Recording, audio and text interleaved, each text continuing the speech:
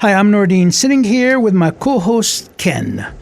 Welcome to another game-changing episode of the No Limits Life podcast, where we unlock the principles of sustainable growth and whole life leadership. Today's guest has mastered the art of transformation, both in business and in people. True leaders don't just inspire others, they teach them how to inspire themselves.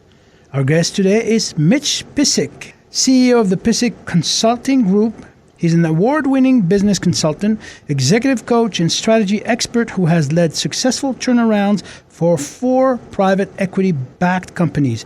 He's worked with over 700 executives across hundreds of companies, from entrepreneurs to Fortune 100 giants like Kraft, Novartis, and Newell-Rubbermaid. His leadership has impacted teams on nearly every continent. He served on numerous boards, taught strategic leaderships at the University of Arizona, and was even an Honorary Commander at Davis-Monthan Air Force Base.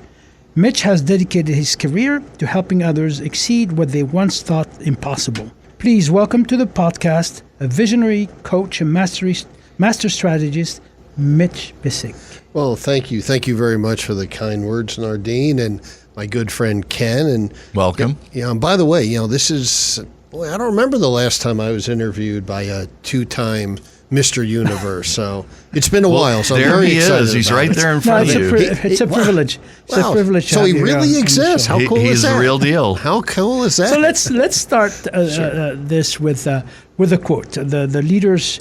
True leaders don't just inspire others. They teach them how to inspire themselves. How does this reflect your coaching philosophy and leadership journey? Yeah, it's a very poignant question. And throughout my career, I've really and I really have a passion for this, really helping companies and also individuals really to achieve and exceed their aspirations. So a starting point is understanding how do they define success, right? Mm-hmm. Where do they want to be in 6 months? Where do they want to be in 2 years? And once we establish where they want to be, then everything that we do pertains to that. And it's important that they understand that life is not linear, right? There are ups, there are downs, and so on. You got to be resilient. So one of the things that I do that really is a real epiphany for them is I'll say to them, when you're not in the room, Ken, when you're not in the room, what is it you want people to say about you? Oh, Ken, tell me about him, right? And then they'll come up with all the different adjectives. They always say he's a great guy, by the way. But can you blame them, right? No. Yeah, right. No, but what do you want them to say, right? And then I'll say, okay, now let's talk about that.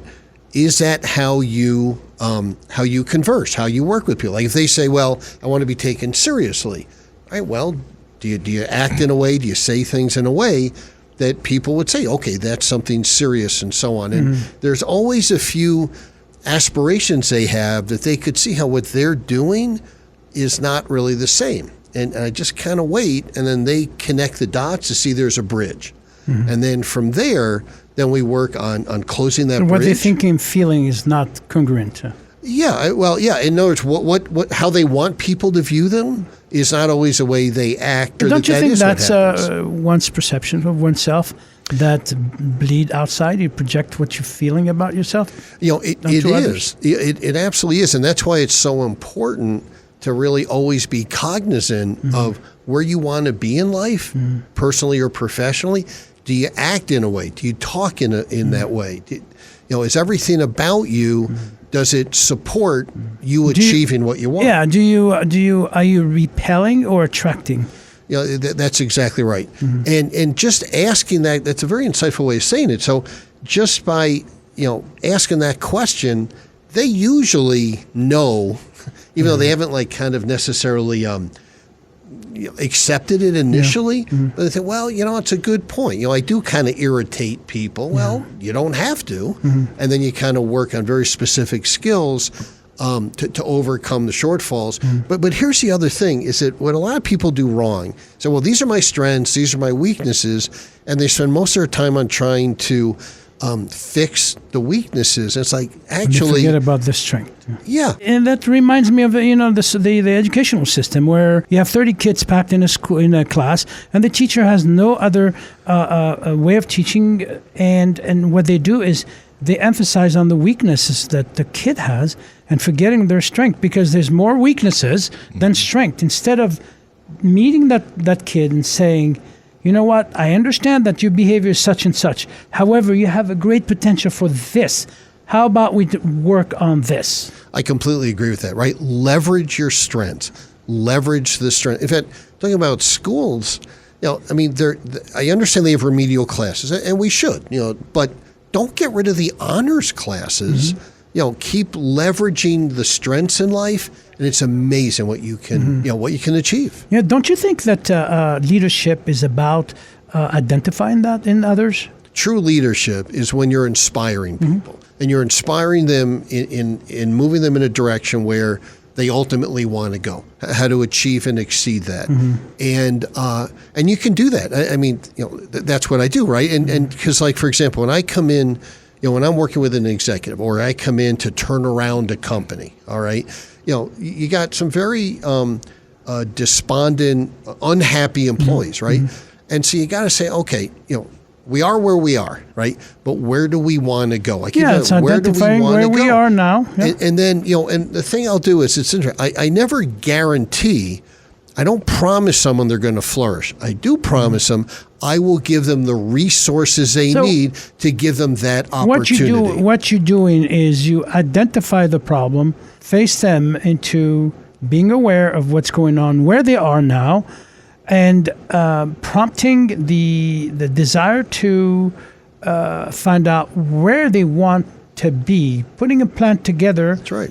And holding their hands and make sure they accept accountability. Yeah, exactly. Right. That's a big accountability only comes when the teacher or the coach or the leader, who is telling them what to do and giving them the action plan, but is not doing it with them. It's just pointing to the direction. A true leader is, like you said, holding hands.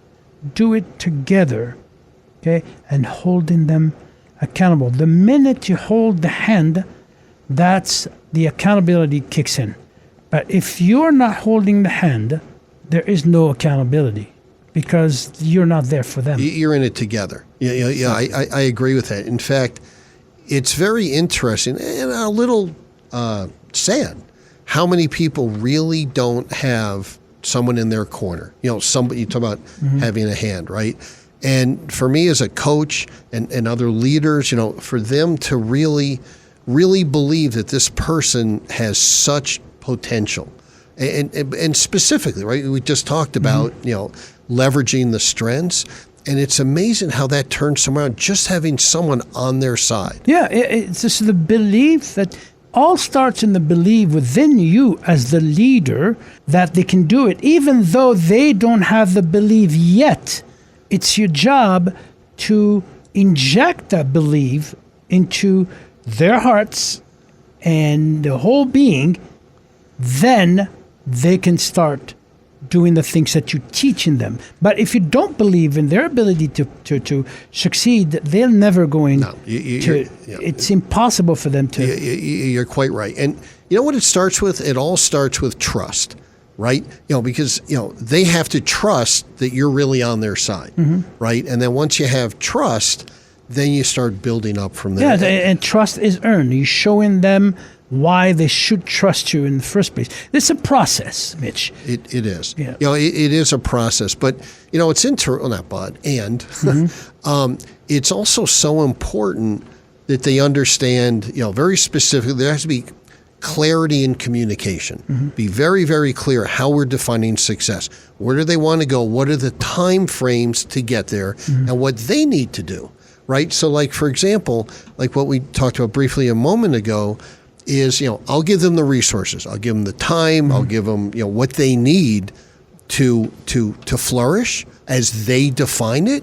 But it's also really key that they keep moving in that direction, right? What are the milestones as far as that goes? And the other thing is, I always believe, you should tell somebody what needs to happen, and you explain why it needs to happen, but you don't overdo the how. It's so much more inspirational for someone if I say to them, okay, we want to accomplish this. Okay, but I don't give them the minutia of how to do it, because then they're just doing what I gave them to do, and that's not very inspirational. But if they kind of figure it out, and I'm there to help if they need it, but for them to figure out how to do it, that's a success. And then success builds on success. To your point, Mitch, I think knowing when you know the why, okay, and you see the why clearly, you get to feel this, and I spoke about it many times over, and I write about it in a fitness. In my first book, Mind Over Body, I talk about that power of intention. When you see things and you know you can have them, you believe you can have them, you're automatically looking for the things, and people are going to get you there. You put an action plan that's going to get you there. But most and foremost, the delivery, Mitch. You teaching others to be successful. Trust me, and they know that better than I do. If your delivery was intimidating and threatening, they wouldn't open and trust you. So your energy, your whole being, in believing in them, you're a positive person that opens up to others who are going to trust them because they feel that energy from you. We are 80% energy, and your words are just 20%, but they're powerful because you believe. So that is what leads others to trust you. Absolutely. Very, very valid. That's why I notice the first thing I do is I say, how do you define success? And I'm even specific, in 6 months and in 2 years. The reason I pick that, if we're going to work together, whether I'm a boss or whether I'm a coach or a consultant, whatever it is, we should have a lot accomplished in 6 months. Otherwise, what's the point, right? How they define it. Yeah. And then 2 years, the reason I picked 2 years is that, if I say, where do you want to be in 10 years? Who knows, right? But 2 years is far enough out, you could visualize actually accomplishing it. And then every single thing we do together is to achieve the 6 months and the 2 years. And here's another reason. It's like a stake in the ground, because every once in a while someone will start to drift and want to do something else. And I'll say to them, all right, we can do anything you want. But if you path, it's fine. But if you do that, then then does that mean you're changing what you said you wanted to accomplish 6 months? Because this is going to change it. And every time they go, no, I'll stay the course. Yeah. Every path leads to Rome as long as you know where Rome is. So if you don't know where you're going, you're never going to get there. You can, and that's one of the things that I tell people. But it's knowing where you're going, seeing it, feeling it, executing the plan, and just do it. I wanted to share with you something real quick that happened in Italy. I was speaking at a chain of gyms and in Torino, and they had, like, way before it was heard of, wellness coaching. And here in America, at that time, there was fitness training, fitness consulting, but no wellness coaching. The only coach were high performance coach, life coach, and sports coach. And so the way they matched members with coach is that they interviewed a few coach with few members, and the member chose the coach based. So they started with simply sitting there without saying anything. The coach and the member would sit with them for 3-4 minutes just to feel the energy. Then they started to talk about themselves and sharing. And 90% of the time, the people who chose the coach that they want based on their energy, it was the right match. I really like that. And there are two advantages I see of doing that, right? One is accountability. I picked you, right? I picked you to be a coach. So, like, I'm part of it. No one, made me do it, right? And the other thing is gut. I'm going to say the term gut feel, right? You know what gut feel is? That's experience. Yeah. Okay, that's what it is, right? Gut feeling is before the thoughts even come to your mind. And how does that? It's just your experience, you have right? to intuition, and it's very interesting to be inspirational. There's no doubt you have to come across as trustworthy, authentic, and energetic. Yeah, it's energetic. It's a spiritual thing. In the word, inspiration, there's that word, spirit. Inspire, yeah. Okay, so I was just thinking, as I'm listening to you, I ran, and Emilio and I worked together in the radio business, but I ran TV and radio stations. My title was general manager, right? But so I reported to people like you. I reported the CEO. And I guess I'm really impressed that you turned around 4 companies as a CEO. That's impressive. So I guess what my question, where I'm going with this is, how did you get people to go the direction you wanted them to go? I'll tell you exactly what I did on the second day of all 4 companies. On the second day, I get all the employees together. And I'll tell you exactly what I said to them. All right. I said, I'm not going to change anything for change's sake. Where we're doing things world class, you're not going to screw it up, and I'm not going to screw it up. Where we're not, we're going to get there, and we're going to get there as quickly as we can. Starting tomorrow, everything you do, I'm going to assume you think it's the best way to do it. I don't care how you were trained. I don't care what your predecessor did. I'm going to take it that you are doing what you think is best. And I have an open door policy if you want to talk about any of it, right? And what that did is, number one, by saying that, I'm not going to change things for change's sake. Almost every new CEO comes in and they change things just because they can. It's so demoralizing. It happened to me. Right? More than and once. they usually bring their team and they change everything. Well, they do, but yes, they do. But even before the team, they just start changing things just because I've seen it many times before. Very demoralizing. Don't change things that don't need to be changed, right? Sure. The other thing is by saying that I'm going to assume what you do, you consider the best. That's accountability. They can't say, well, they trained me this or that I was told. No. Taking that away, it's what you think is best. Now, I'll tell you what happens with that. I'll tell you exactly what happened. 20% of the employees are like, I don't like that. I just want you to tell me what to do. So they end up leaving. Okay. You got about 25% that love it. Because what am I doing? I'm unshackling them. I'm letting them be innovative. I'm letting them prove how great they are. Sure. Right. And then you remove fear. Well, you do. It's safer, right, to do that, right? Now, there's also... they can be creative. What's that? They can be creative. They can be creative. They can be innovative, and they get a chance to show off. They're not having somebody shackle them. Right. And about half of the people, they've never heard someone talk like that before. They're not sure, but they're willing to give it a try. Is it a bunch of baloney, or is this guy the real deal? That's right. But because I'm new, right? But they're willing to give it a shot. And then you're off and running. And then with these companies, like I said, they were all turnarounds. I then what's called bend the trend, right? It's heading to the ground. You bend it, and then after that, you grow it. 2 different skills. But that's really how it is. I show faith in them, but I'm also holding them accountable, very quantitatively, and then let them go at it. And I'll tell you.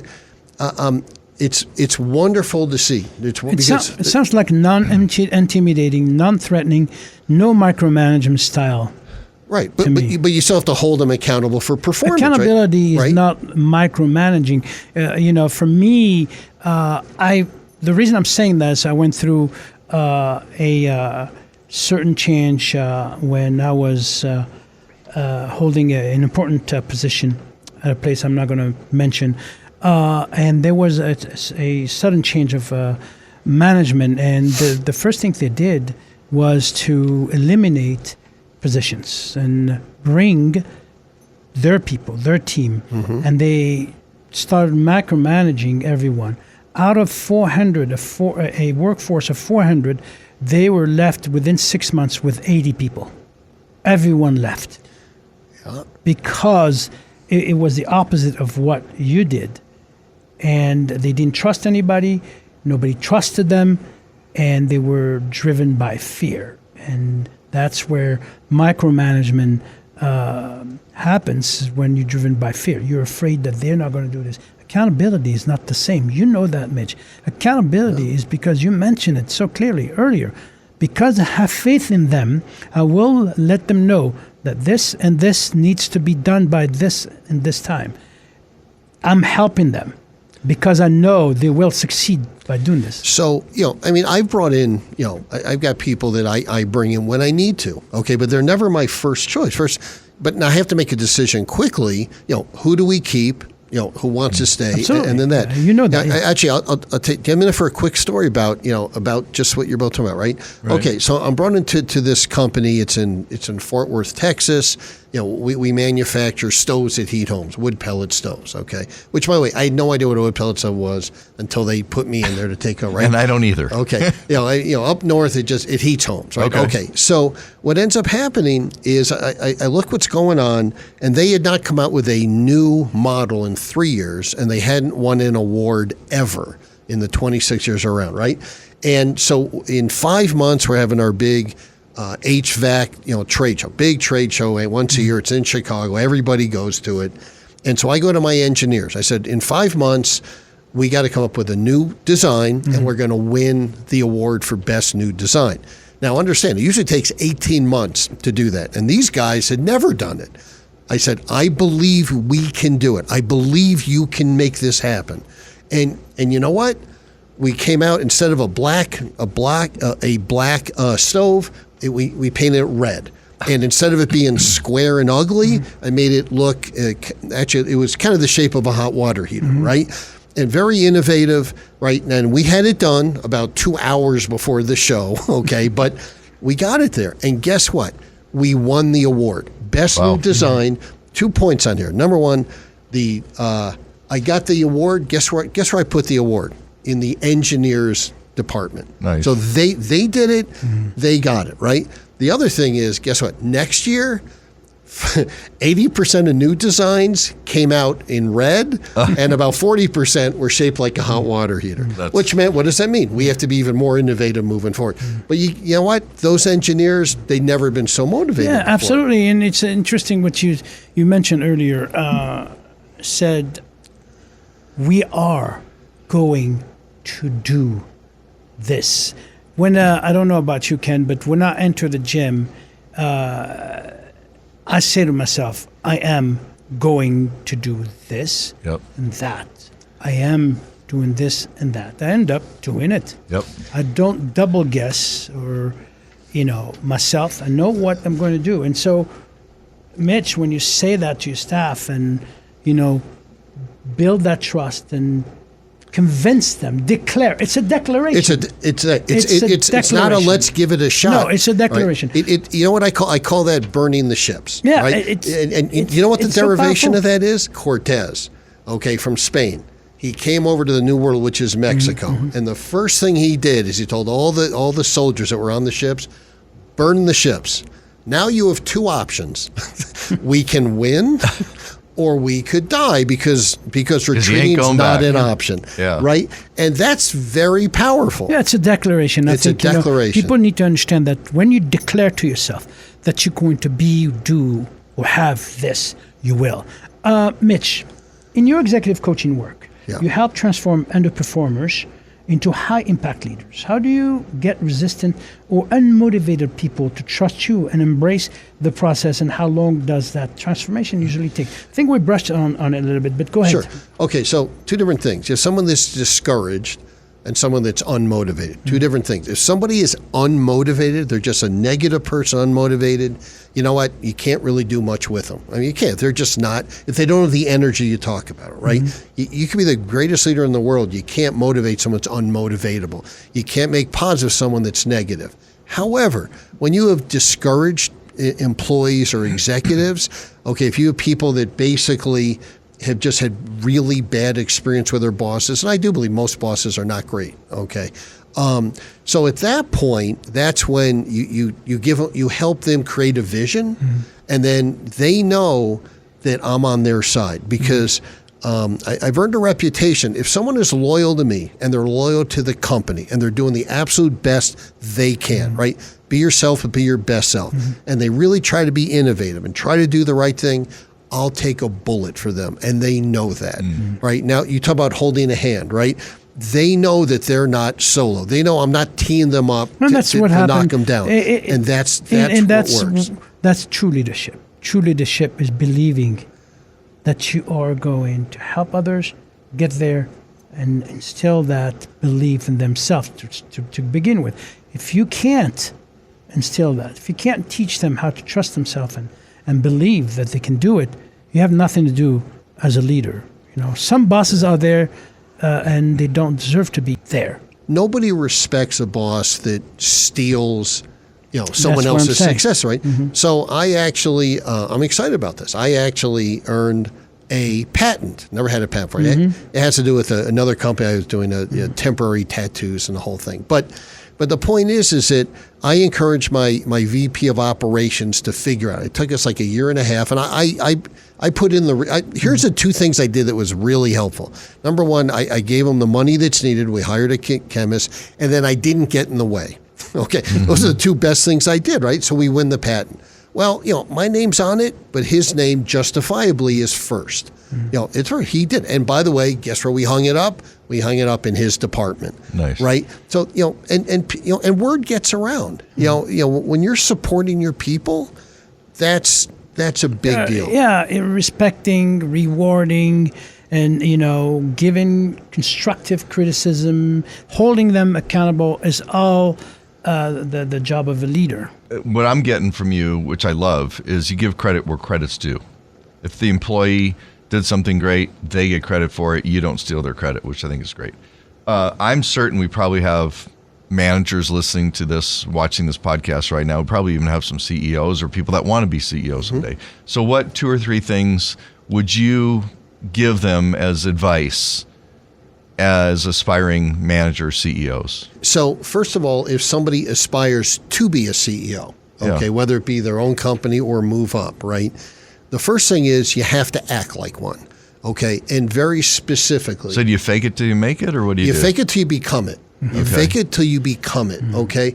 And so you always think, and by the way, here's another thing people do wrong. So to that, the golden rule, do unto others as you want them to do unto you. I totally disagree with that. You do on others as they want to be, all right, and that's so key. Nordine, let's say you just tell me what you want me to do and kind of leave me alone. And let's just say you constantly want feedback and accolades and all that, right? Okay, so so what they need to do is treat people fairly but differently. Because if I was constantly telling you stuff, you'd go nuts. And if I didn't talk to you, you'd go nuts. Yeah, right? The way I talk to my daughter is not the same way I talk to my son. Okay, that's exactly right? Yeah. So you need to play to your audience appropriately, right? And the other thing is I love that. That's great advice. You need to be consistent. You need to be consistent with it so that once, kind of full circle, once you're not in the room, tell me about Ken, you want them to say, he really has these CEO qualities. The other thing is, we've talked about it, you have to achieve and exceed whatever your goals or budget or project is. You have to perform. But when you get people following you, when you get people that want to work for you by doing what we said, that's a leader. That's how you're elevated. The other thing is you have to expand your skill sets, right? So I started out in finance, okay? Well, that's great, but I spent most of my time with the sales and marketing people because that's where the action is. I find them more interesting, right?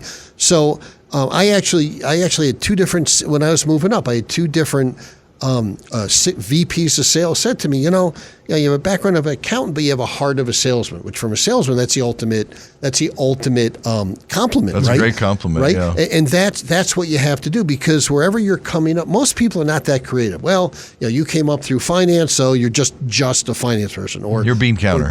What's that? You're a bean counter. You're right. So you have to give them evidence that no, you're much broader than that. So if you got people that would take, that would follow you, you got, you're viewed as a broad base of knowledge, and you're inspirational, and you're aspirational, and you're innovative.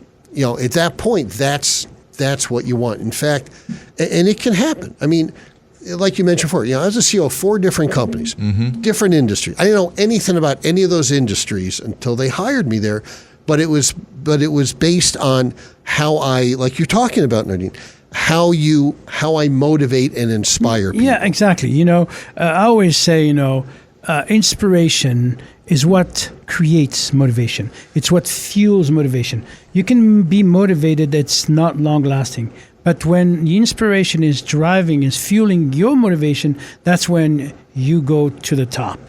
Thank you, Mitch, for sharing not only your strategies, but your heart for people. Your story is a reminder that leadership is not a title. It's a tool for transformation. Thank you for being here. Yeah, thanks, my Mitch. pleasure. My pleasure. And to our incredible listeners, if this episode gave you the tools or mindset shift you've been needing, go ahead and share it with someone building their no limits life. Subscribe, leave us a review, and we'll keep bringing the insights that elevate your journey. This is great. You guys are adding such value to the community. Thank you so much. Thank you for being here. Yeah, thanks for being here.